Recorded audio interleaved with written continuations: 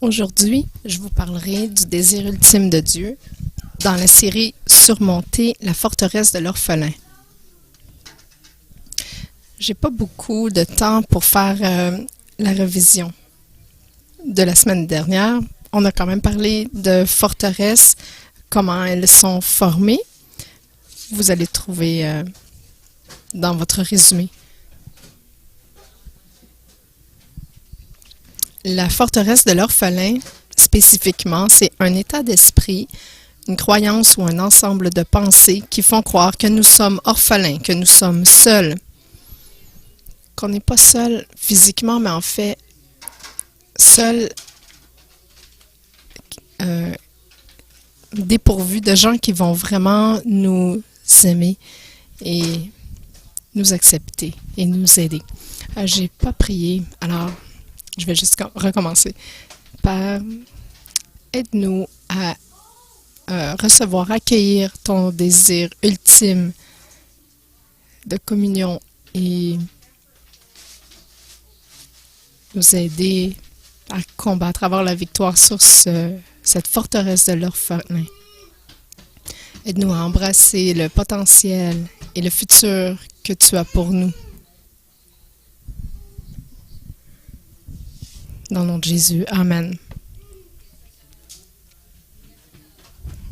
Alors, je vais redébuter en vous disant que nous débattons tous contre la forteresse de l'orphelin à plus ou moins grand degré.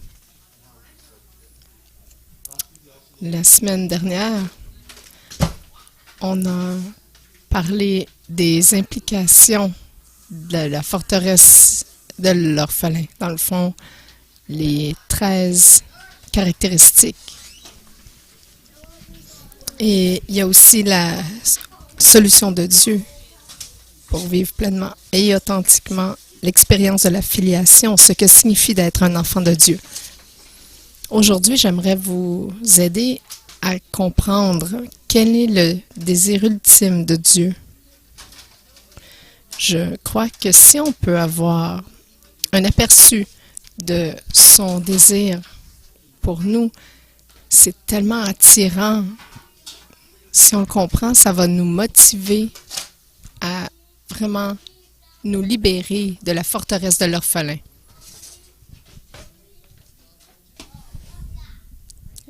Quel est le désir ultime de Dieu? C'est simplement la communion, qui est une intimité personnelle avec chacun de nous. Dieu désire avoir une relation profonde avec tout un chacun de nous et que nous puissions l'avoir les uns avec les autres.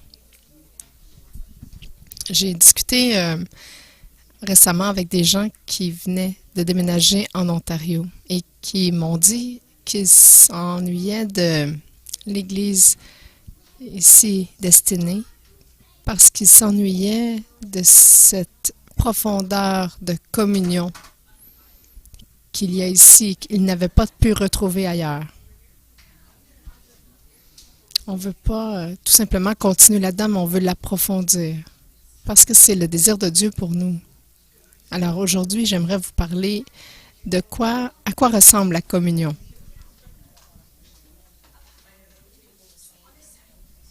Je ne sais pas si vous avez réalisé ça, mais il y avait communion dans l'éternité passée.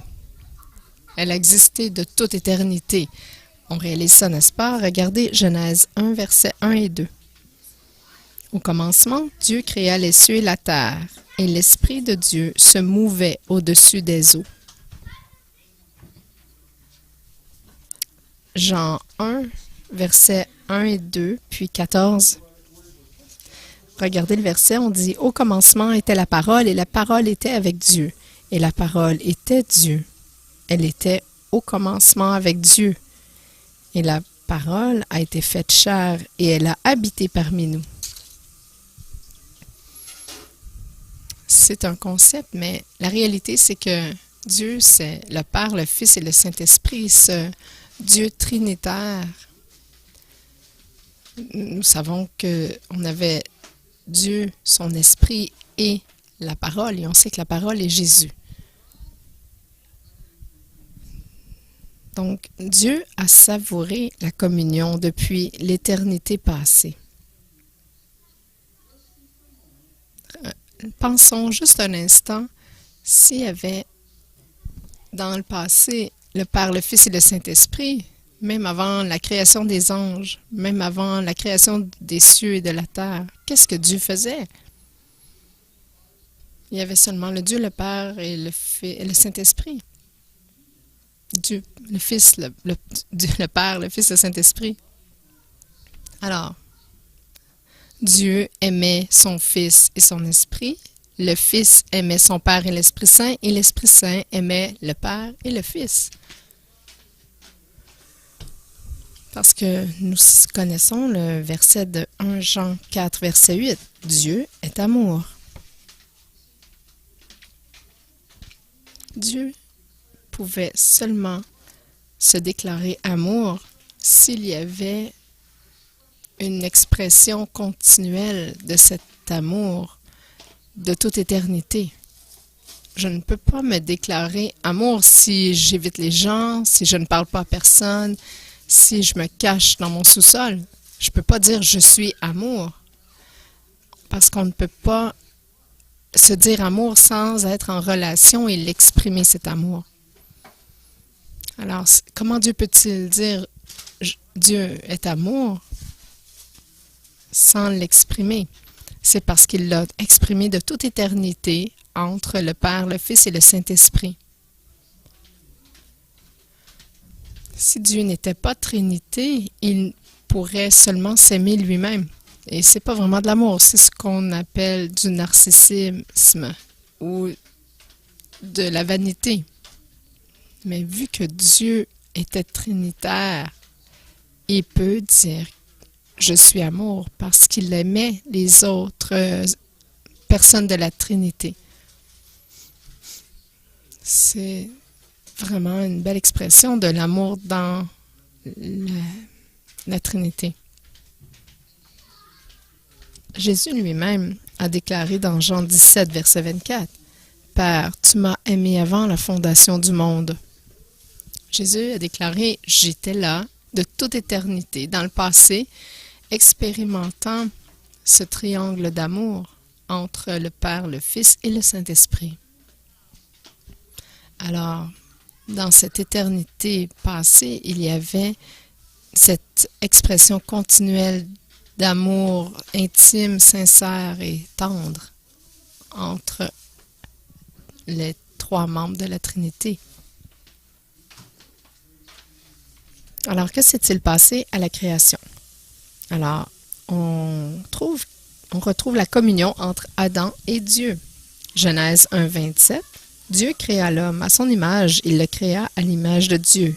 Il créa l'homme et la femme. Il les a créés à son image, à sa ressemblance, avec l'habilité, non seulement l'habilité, mais le désir d'aimer et d'être aimé et de vivre en communion intime les uns avec les autres.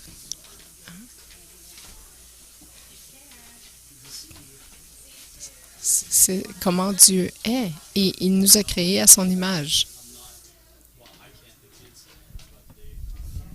Regardez l'aspect communion entre Adam et Ève. Genèse 2, 18. L'Éternel Dieu dit, « Il n'est pas bon que l'homme soit seul. Je lui ferai une aide semblable à lui. » Dieu a désiré que Adam expérimente cette intimité. Et lorsqu'il a créé l'homme et la femme avec un esprit, afin qu'ils puissent expérimenter cette communion profonde avec Dieu. Mais dans le monde réel, Dieu a souhaité créer pour Adam une partenaire avec qui il pourrait expérimenter physiquement cette communion.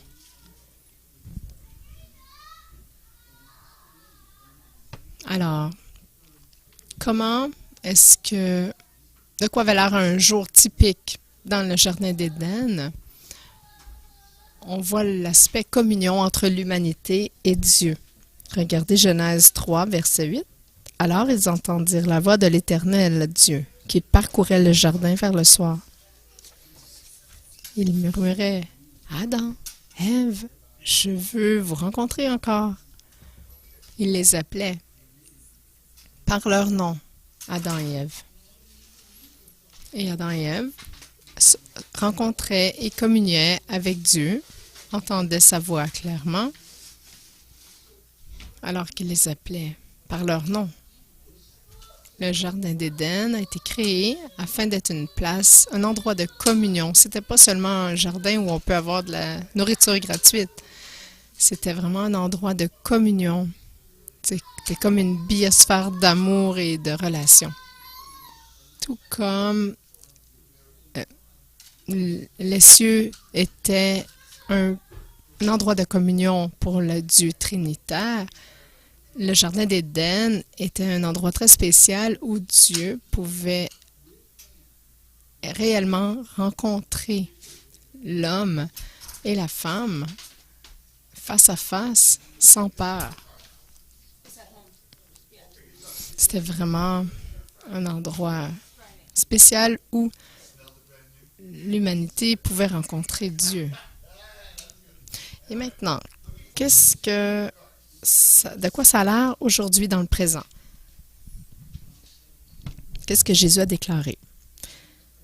Regardez Jean 17, verset 3. Jésus a prié ceci. « Or, la vie éternelle, c'est qu'ils te connaissent toi, le seul vrai Dieu, et celui que tu as envoyé, Jésus-Christ. » Jésus déclare que la vie éternelle, ce n'est pas une durée de temps, c'est une expérience d'entrer en relation, de communier avec celui qui donne la vie. Entrer en relation avec la vie de Dieu dans une communion continuelle.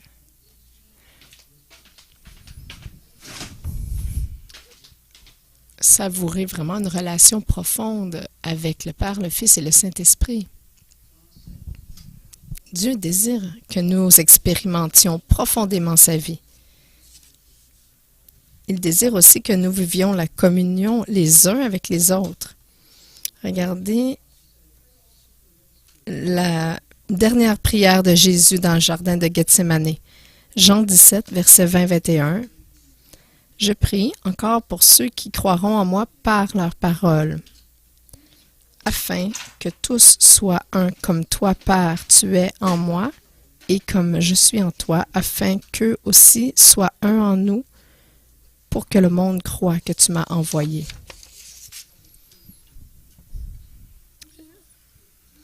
Jésus a dit, « S'il te plaît, donne-leur la grâce de pouvoir se tolérer les uns et les autres. » Non, il n'a pas prié ça.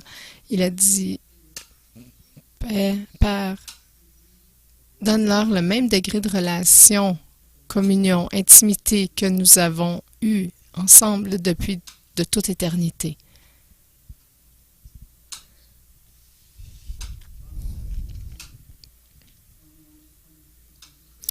Regardez encore Jean 17, 21 et 23 à 23. Jésus a prié afin qu'eux aussi soient un en nous, moi en eux et toi en moi.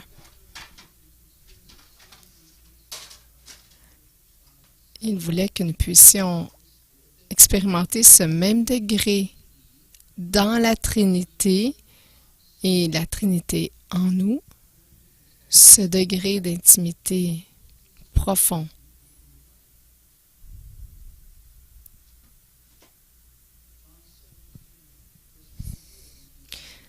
Dieu désire que nous vivions la communion éternelle. Regardez Jean 17, verset 24. C'est encore Jésus qui prie.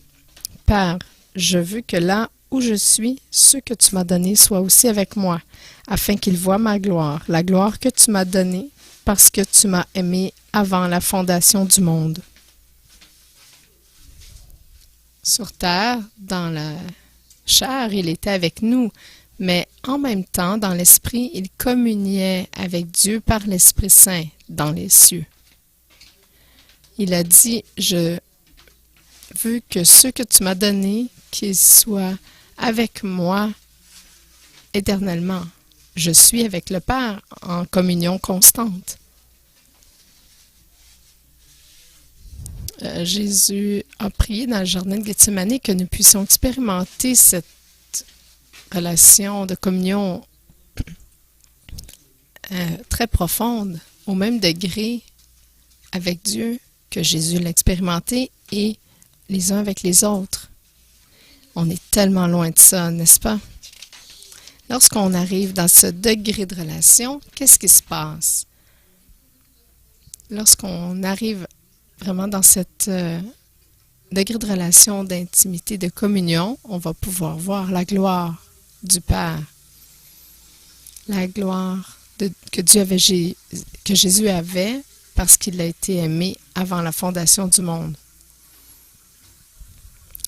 Dans cette place de communion, on a une nouvelle révélation, une nouvelle compréhension de qui Dieu est, comprenant la manifestation de Dieu, sa puissance, sa personnalité, son caractère, d'avoir accès à une nouvelle expérience des profondeurs de qui Dieu est, parce que la Bible dit qu'on voit seulement à travers un verre. C'est pas clair.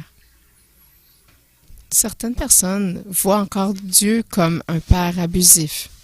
Mais si on entre en communion avec lui et les uns avec les autres, on va commencer à voir le Père comme il est vraiment, le Fils comme il est vraiment, l'Esprit Saint comme il est vraiment, et entrer dans cette communion incroyable qui change la vie.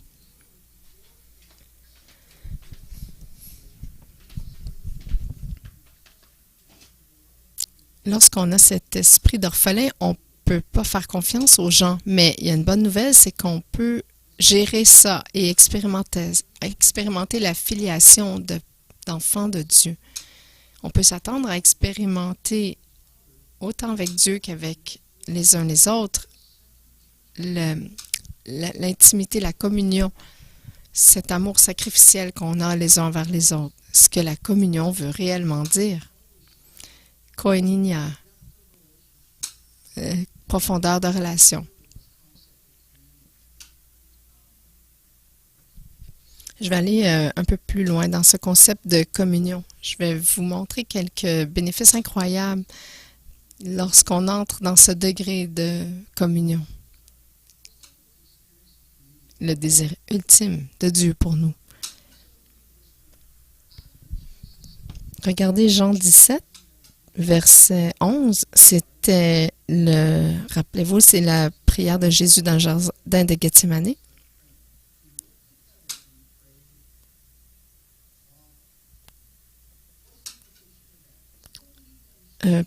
Jean 17, verset 1. Après avoir ainsi parlé, Jésus leva les yeux au ciel et dit, « Père, on ne peut pas comprendre la profondeur de cette prière avant d'avoir compris que cette prière, comprendre que cette prière est une prière de filiation d'un enfant à son Père. Il n'a pas prié en tant que sauveur, en tant que Messie, mais simplement en tant que fils d'un Dieu aimant, d'un Père aimant. Jésus s'est adressé à son Père 7 fois dans cette prière en tant que Père. Tout ce que Jésus a pris dans Jean 17, ça peut être compris seulement à la lumière et expérimenté, à la lumière de la compréhension que c'est une prière d'un fils à son Père. Alors, tant que nous n'aurons pas expérimenté la filiation nous-mêmes, ça va être une prière théologique qui va rester théorique. Alors, qu'est-ce qu'on peut s'attendre si on vraiment on dépasse ce stade d'orphelin, on peut s'attendre à expérimenter 5 choses, 5 bénéfices. Je vais vous les montrer un par un. Le premier, c'est la véritable sécurité. Regardez Jean 17, verset 11. « Je ne suis plus dans le monde, et ils sont dans le monde, et je vais à toi. Père Saint, garde en ton nom ceux que tu m'as donnés. » Lorsqu'on commence à expérimenter ce degré de protection de Dieu par la puissance de son nom, on va vraiment pouvoir être libéré. Parce que si on a un esprit orphelin, on ne va pas crier à Dieu lorsqu'on est dans les problèmes. On pense qu'il n'y a personne sur qui on peut compter, alors on ne va pas crier à Dieu parce qu'on ne lui fait pas confiance. Alors, on marche dans la vie en faisant face aux difficultés, aux défis, et on fait face seul. Mais Jésus dit ici, on va dépasser ce stade de forteresse de l'orphelin, on va être protégé parce qu'on va appeler le Père par son nom. Et c'est le même nom que Dieu a donné à Jésus pour l'appeler.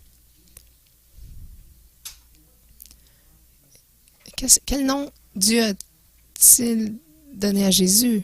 C'est Père, Papa. Pas Dieu de l'univers ou Dieu Tout-Puissant. Aie pitié de moi, je suis un pécheur pourri, un orphelin. À la place, Dieu a donné à Jésus le nom Père. Et quel nom nous a-t-il donné pour l'appeler? Papa, Père. C'est comme ça qu'un enfant appelle son père.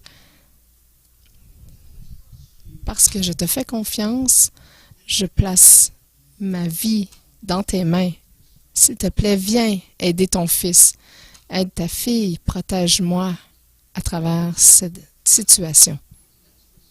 C'est une vraie, véritable sécurité, sachant que nous avons un Père que nous pouvons appeler au secours, qui va venir à notre secours par le nom qu'il nous a donné.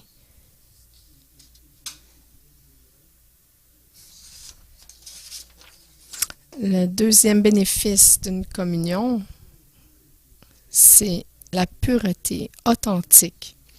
Jean 17, versets 17 à 19. « Sanctifie-les par ta vérité, ta parole est la vérité. Et je me sanctifie moi-même pour eux, afin qu'eux aussi soient sanctifiés par la vérité. » Lorsqu'on accueille vraiment la filiation père-enfant, on va vraiment expérimenter la pureté. Parce que lorsqu'on a une forteresse de l'orphelin, on ne va pas faire confiance à Dieu, on ne va pas faire confiance à sa parole. Alors, on ne va pas, dans la Bible, dans sa parole, lorsqu'on a des problèmes, on y va pour résoudre les problèmes par nos propres sagesses, stratégies, nos propres plans. Mais Jésus a dit, la pureté vient par la parole de Dieu qui vient nous nettoyer, changer, renouveler nos esprits, nettoyer notre cœur, gérer nos problèmes.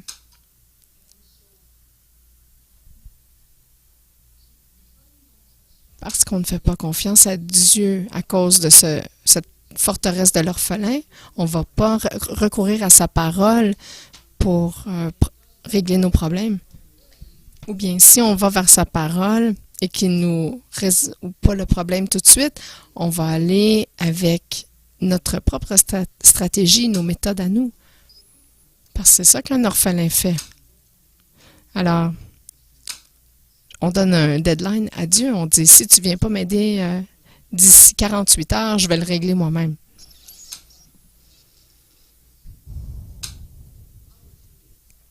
Ah, 3 jours peut-être. on négocie avec Dieu. C'est ce qu'un orphelin va faire. Mais si on expérimente la vraie filiation et on vit à partir de cet endroit de sécurité, on va vraiment faire confiance complètement à Dieu, sa parole, et on va vraiment laisser la chance à sa parole de purifier nos motifs, nos esprits, nos cœurs. Et c'est là que tout ce qui est mauvais en nous commence à être nettoyé. Lorsqu'on vient en tant que fils et fille à Dieu et qu'on lui fait confiance suffisamment pour laisser sa parole nous purifier dans le temps de Dieu, pas selon nos propres agendas. Cherche mon cœur, Seigneur, viens voir s'il y a un chemin tortueux et conduis-moi sur le chemin de la vie éternelle. C'est une prière de David. Lorsqu'on vient dans cet endroit de filiation, de communion, on peut vraiment expérimenter des véritables relations et une pureté authentique. Regardez cette vraie relation qu'on peut expérimenter dans Jean 17, 20, 21. Ce n'est pas pour eux seulement que je prie, mais encore pour ceux qui croiront en moi par leur parole, afin que tous soient un, comme toi, Père, tu es en moi et comme je suis en toi, afin qu'eux aussi soient un en nous, pour que le monde croie que tu m'as envoyé. Nous, en tant que fils et filles de Dieu, on peut expérimenter cette intimité profonde les uns avec les autres, tout comme Jésus l'a expérimenté avec Dieu. Si nous pouvons passer par-dessus cette forteresse de l'orphelin, commencer vraiment en tant que fils, fille de Dieu, complètement libre, il ne va pas avoir besoin de protection, de voile sur nos vies. On va pouvoir permettre, on va là où on ne permet pas aux gens de voir au-delà d'un certain degré de nous.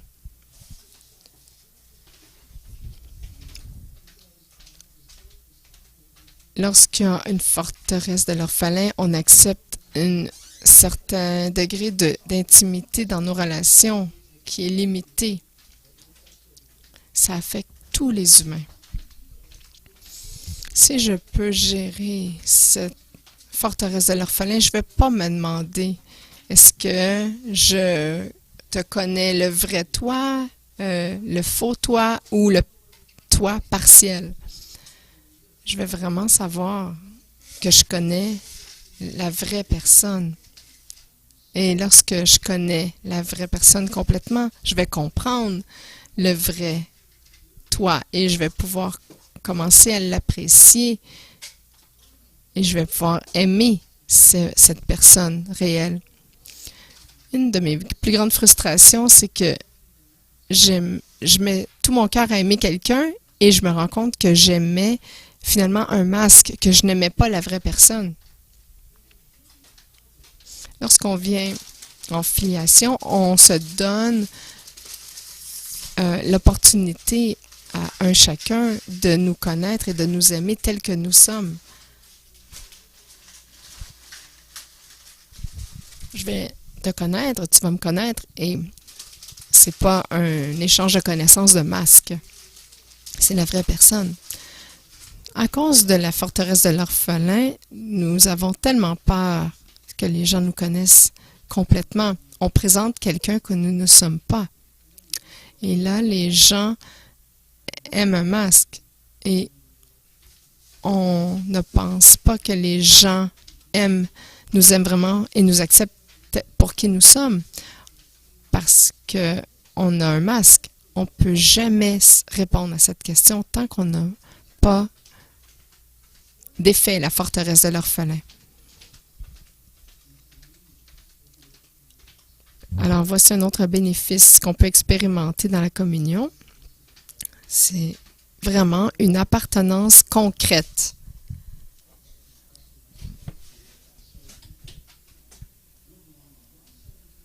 Regardez Jean 17, verset 24. Père, je veux que là où je suis, ceux que tu m'as donnés soient aussi avec moi. Jésus ici disait pas juste d'être ici physiquement. Il a dit, je veux que là où je suis, ceux que tu m'as donnés soient aussi avec moi, afin qu'ils voient ma gloire, la gloire que tu m'as donnée parce que tu m'as aimé avant la fondation du monde. Ce que Jésus dit ici, c'est je veux que tous mes frères et sœurs soient avec moi où je suis. Pas où je m'en vais, mais où je suis. Où était-il lorsqu'il priait ça? Regardez Jean 1, 18. Personne n'a jamais vu Dieu. Le Fils unique qui est dans le sein du Père est celui qui l'a fait connaître. Je vous ai donné une version qui dit vraiment que, parce que la plupart des versions en anglais disent que Jésus est à la droite de Dieu. Tu es près de moi, tu es à ma droite, à portée de main. Mais plutôt ici, ce qu'on dit, on dit dans le sein du Père. Qu'est-ce que ça veut dire en grec? Ça veut dire serrer tout contre la poitrine. Où était Jésus? Il était pressé contre la poitrine, près du cœur du Père, entre ses bras d'amour. C'était un câlin éternel. Certains de nous ont de la difficulté avec un câlin de 2 secondes. Alors, là, on parle d'un câlin éternel. Qu'est-ce qu'il y a dans le sein du Père? C'est le battement de cœur du Père. Son battement de cœur qui bat d'amour pour nous. La version grecque dit vraiment qu'il était pressé, serré fort contre la poitrine, entouré de ses bras. Jésus a souvent dit, ce monde n'est pas ma maison, mais il avait une maison. Où était-elle? Sa maison était au paradis, pressé contre la poitrine du Père, à entendre son cœur entouré de ses bras d'amour. Et lorsqu'on abat cette forteresse de l'orphelin et qu'on accueille la filiation, on peut avoir la même maison. Nous pouvons avoir ce sentiment d'appartenance concret. Pas seulement cette maison, cet endroit que Jésus prépare pour nous, mais plutôt cette intimité pressée contre la poitrine du Père dans ses bras d'amour. C'est une chose de dire « Salut papa, comment ça va? » Mais lorsqu'on a cette liberté, cette sécurité, cette place, cet endroit de transparence, d'intimité, de communion, où on peut être serré contre sa poitrine et trouver un confort dans ses bras, c'est la vraie liberté. Jésus a dit, je veux tous tes fils et tes filles, mes frères et sœurs, qu'ils trouvent cette maison où ils peuvent être serrés contre ta poitrine dans tes bras d'amour. Je vous donne un dernier aspect ici. Lorsqu'on expérimente la communion, on va expérimenter l'amour réel. Jean 17, 26, « Je leur ai fait connaître ton nom, et je leur ferai connaître encore, afin que l'amour dont tu m'as aimé soit en eux, et que je sois en eux. » Jésus voulait que l'amour du Père soit connu à un point tellement élevé qu'on n'allait pas seulement le reconnaître intellectuellement, mais qu'on allait que Jésus voulait faire connaître l'amour du Père jusqu'à temps que cet amour soit vraiment en nous. Et que Jésus soit aussi en nous par son esprit. Jésus a prié pour les fils et filles de Dieu d'expérimenter la vraie filiation. Cet même amour supernaturel peut aller en chacun de nous à l'intérieur. Lorsqu'on a cette forteresse de l'orphelin, cet amour devient étranglé. La forteresse de l'orphelin va rendre difficile l'ouverture aux autres. Même lorsque l'amour de Dieu vient en nous, on réduit cet amour, la pénétration de cet amour. Mais lorsqu'on reçoit la filiation, on ouvre pleinement les vannes et on peut exprimer librement cet amour les uns avec les autres.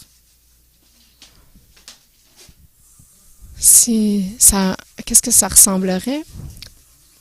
Tout ce que vous dites, il n'y a rien de ce que vous dites qui me ferait sentir vulnérable, insécure et qui affecterait l'amour que je pourrais vous donner.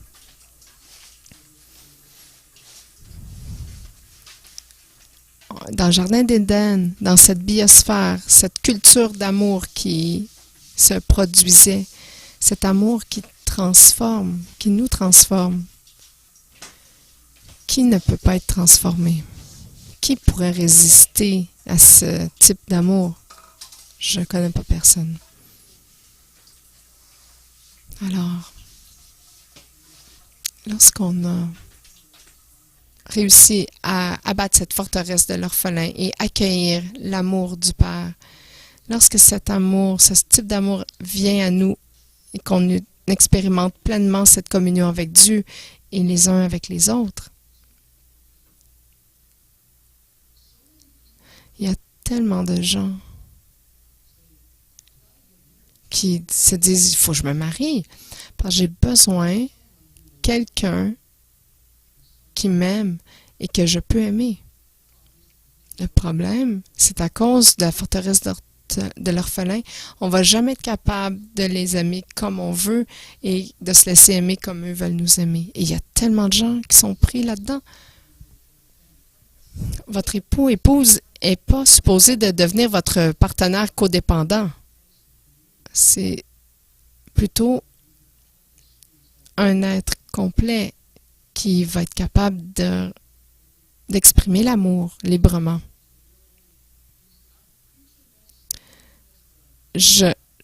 J'enseigne ceci, mais sachez que moi aussi, je prie que Dieu me le révèle à un plus grand degré parce que je ne veux pas que mon cœur soit affecté par mes erreurs. Parce qu'on peut devenir sur la défensive, arrogant et mal parce que on essaie d'aimer avec un cœur d'orphelin. Mais si on aime à partir de cet endroit de filiation, sans cette forteresse de l'orphelin, il y a vraiment un amour transformationnel qui peut nous changer nos vies. Voici la biosphère du Jardin d'Éden. Dieu a dit à Adam et Ève, expandez ce jardin jusqu'à temps qu'il rejoigne les extrémités du monde.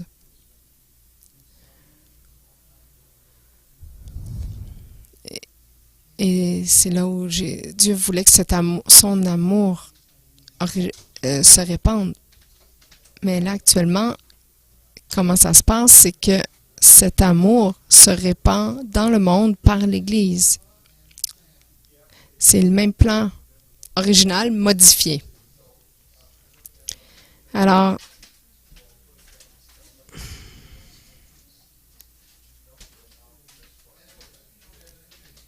regardez les 5 bénéfices d'une vraie communion, d'une filiation. C'est, en résumé, une sécurité véritable, une pureté authentique, une vraie relation, une appartenance concrète et l'amour réel.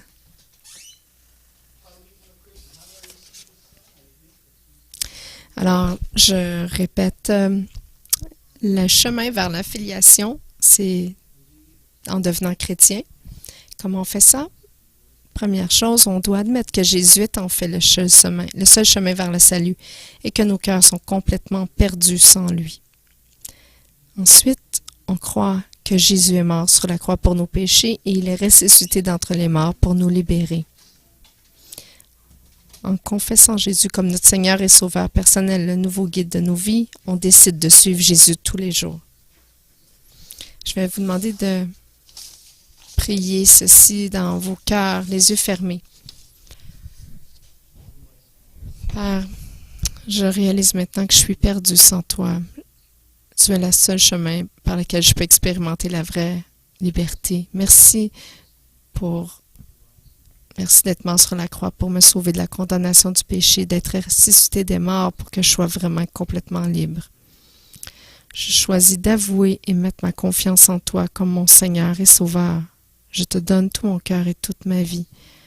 Je demande ton aide pour que je puisse faire de mon mieux pour te suivre chaque jour.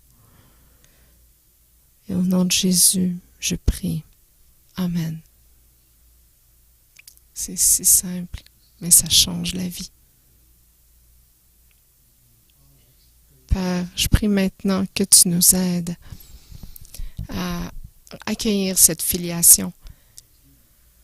Comme tu sais, Dieu, je donne des outils à ton peuple pour entrer dans cette plénitude de communion avec toi, pour les aider à comprendre d'où vient la forteresse de l'orphelin et comment s'en libérer. Mais maintenant, Père, je prie que chaque personne ici puisse te dire, je donne ma vie à Jésus et j'entre dans cette filiation pour expérimenter cette sécurité véritable, cette pureté authentique, cette relation complète, appartenance concrète et vraie relation avec cet amour réel que tu proposes. Levons-nous. Si nous avons reçu le Fils, nous sommes maintenant des fils et des filles de Dieu. Et on va entrer cette biosphère du Jardin d'Éden en nous pour expérimenter la vraie communion avec Dieu et les uns avec les autres. On peut connaître et être connus comme nous sommes vraiment. Entrer dans cette nouvelle révélation et expérimenter la joie. Il y a, comme la parole de Dieu dit, il y a une rivière dont les courants rendent joyeux la ville de Dieu. Oui, Seigneur. Alors que nous expérimentons ce courant de filiation, ça te rend heureux. Aide-nous, Seigneur, dans les prochains mois, de démanteler toute forteresse qui s'élève contre la filiation. Aide-nous à abattre ces forteresses de l'orphelin pour ta gloire, avec des cœurs unis, pour ta gloire, dans le nom de Jésus. Amen.